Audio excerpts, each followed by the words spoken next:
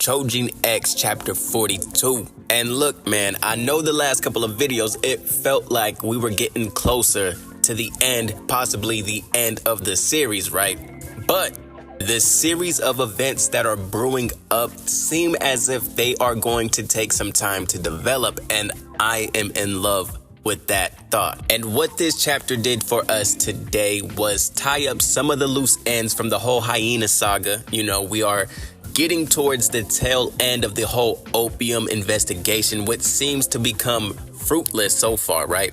And on top of that, Azuma has begun his interrogation of Palma. As for the other side of things, we have Batista, which now at this point we have been given both glimpses of his past as well as his adjusted plan for the future. So with this chapter discussion, I actually want to flow through each of these points in a sequential fashion as they were presented in the chapter today.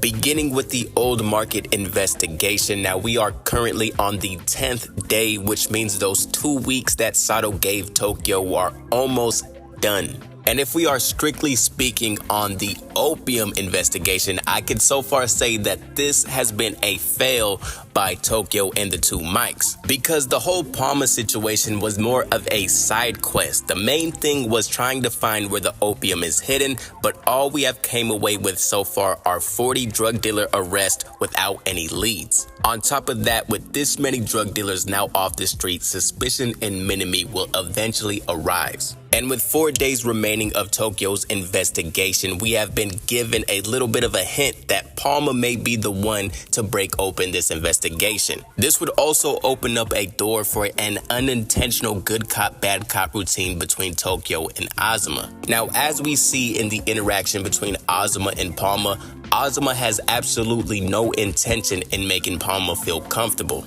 His questioning technique is sharp and straightforward, which removes any characteristic influence on Palma's behalf, which leaves behind only her actions and crimes committed. For example, when he asks Palma where she is from, Azuma discovers that Palma had to move from her hometown at 14 and has been living in Minami for 2 years. Rather than further inquiring about her reasoning for leaving, he tacks on the crime of Palma being an illegal immigrant. And by the end of this interrogation, Azuma generates a lengthy rap sheet for Palma, leaving her to wonder if this was even the same person that she had met at the beach.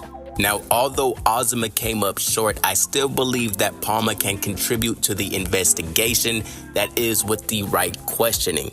Azuma has the tendency to prejudge, and this panel by Ishida was a beautiful way to highlight this. Talking to Ellie, who by the way also happens to be from an outside prefecture, he says, "I can't believe someone from an outside prefecture could be so messed up. Guess she's one of those bad guys without any self-awareness that you're always talking about." Now, the funny thing about that statement is Azuma is making a generalization about a group of people that Ellie would happen to fall under, right? She's also from an outside prefecture. So in that very moment, Azuma himself is lacking self-awareness. Now, on top of this isn't the first time that Azuma has made a prejudgment amongst a big group of people, because in chapter 1, he had already determined that all Choujin are pretty much bad, or at the very least, don't make good use of their power. Now, as for Ellie, we see that she was able to tell that Palma isn't a complete villain, and I also think that Tokyo will have a far easier time relating to Palma, or at the very least see things from her perspective. In this panel, it also seems as if Palma wants to redeem herself for her crimes, and she also states that she needs to learn the law. Now, Batista, I actually want to dissect Batista into 2 sections, so we're going to do the backstory as well as his new plot. So now, with further information on the history of Batista, I actually have a different opinion on Mato than I initially did in the beginning, right?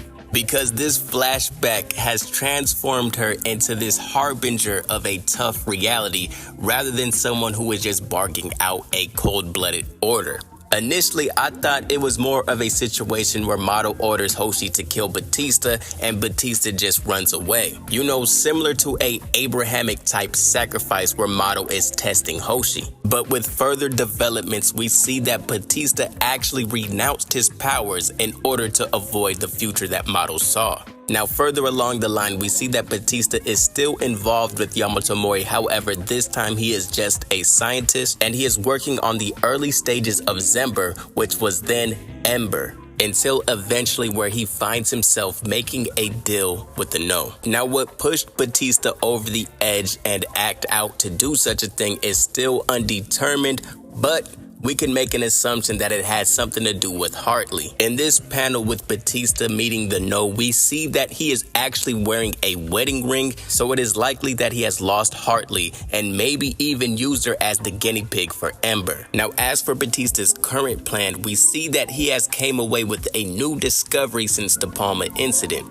Prior to Palma, Batista had no idea that he could even use Zember on other Choujin. And with this new information, he is now on a mission to perfect the likeliness of granting beastification abilities to other Choujin, with his end target being no other than Azuma. And if successful, Batista would then have created 3 candidates worthy of accepting the beast mark from Zora. Now, there are some side effects, and the one to experience them firsthand is Chandra. Now, our boy explodes and essentially becomes Yubiko's new house pet, but I'm curious to see if there will be any delayed effects. Now, it seems as if Batista could be in a trial phase for quite some time, which then brings me to Ricardo's nightmare. I believe Batista will reach a point where he mirrors the acts of Zora. If you remember, there came a point when Zora grew desperate and rampaged, planting her beast mark on a large portion of her followers, ultimately killing them. In Ricardo's nightmare, he says that the sky is pitch black and the ground is cluttered with syringes. Now, in my personal dreams, Ricardo is not dreaming about the dark calamity,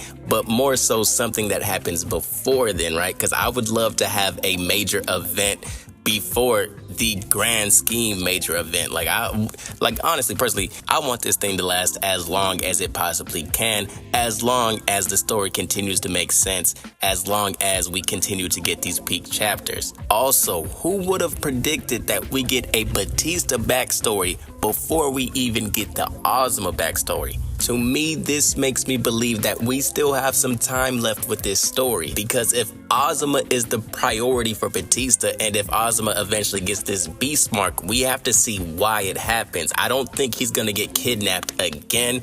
I believe it's gonna be something where he willingly turns himself in. And as we see in this chapter, Azuma is pretty anal about justice, so something crazy must happen in order for him to switch over. But overall, top tier setup chapter, man. It was 50 plus pages, and who knows when we get the next one. Man, he's been on the roll, so we might even get this within 2 weeks, you know? Maybe Halloween. Ooh, that'd be cool. That would be a good read on Halloween. But peace, see y'all next time. Take care.